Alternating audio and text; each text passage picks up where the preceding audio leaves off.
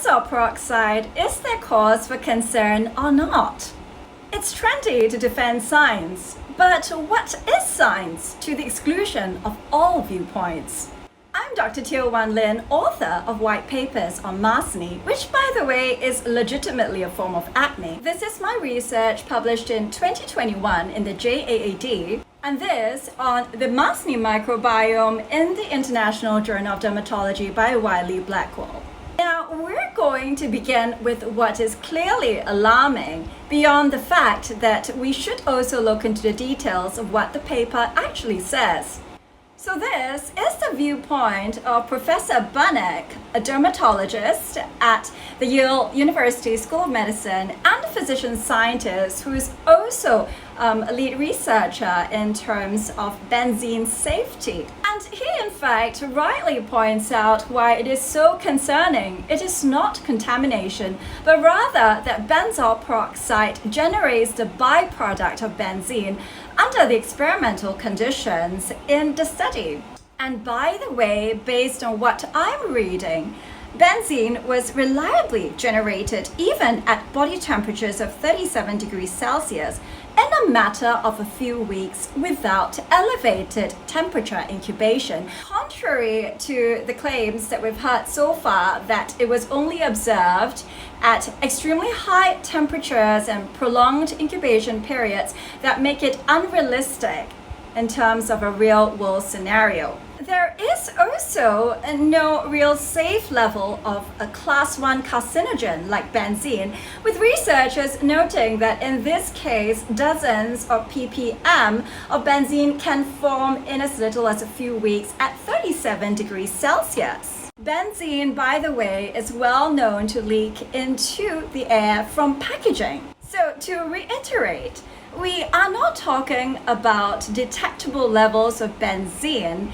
in the manufacturing process, which in a sense makes it easier to regulate. We are referring to byproducts, which by its very nature, in terms of how it forms, is a very unpredictable process.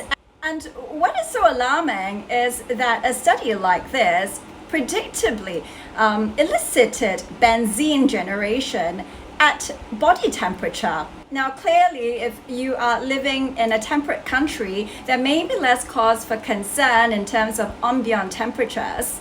But we must remember we are talking about a known class 1 carcinogen in the category of asbestos, formaldehyde, and lead. There are no safe levels of these class 1 carcinogens. Whatever it is, this is certainly new data, but to dismiss it as a single company's one-sided perspective and to insist the data is flawed, the study was conducted improperly, may be questionable in the light that dermatologists do in fact view this as a topic worthy of discussion at this year's Annual Academy of Dermatology AAD meeting held just 2 days ago. While I wasn't there, I am certainly looking forward to reading the proceedings. By the way, BPO sure is old, but that doesn't mean that it's safe or all that wonderful. If that were the case, there wouldn't be the need for the myriad of topicals and oral medications that are prescribed for acne today. Bearing in mind that it is also a non-prescription topical that is used even by pregnant individuals, a highly susceptible state. Surely all these must warrant renewed consideration in the light of new data rather than an outright dismissal.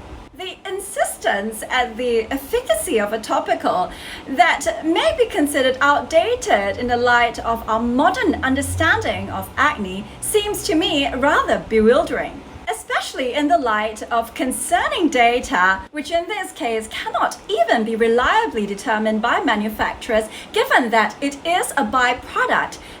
Apart from that, we could at the very least become more fastidious in terms of how we recommend storage of these products. And the fact that carcinogenicity is in no way determined by dermal absorption alone. As you can see, the fact that it leaks from packaging into the environment is concerning enough because we have lots of data that show inhalational risks of benzene. What we do know for sure is that BPO does not adequately address microbiome disruption, a key factor in acne pathogenesis, and was in fact clearly one that was detrimental in the pandemic era of mask wearing because of heightened effects of irritant contact dermatitis under occlusion. It is also a topical that is amenable to a plethora of alternatives, as I have pointed out in my paper. Again, I don't know what the final conclusion will be, and indeed find myself wondering if the version of data I'm reading is different from everyone else's. But I am certainly concerned until I know what avails at these consensus meetings. What do you think?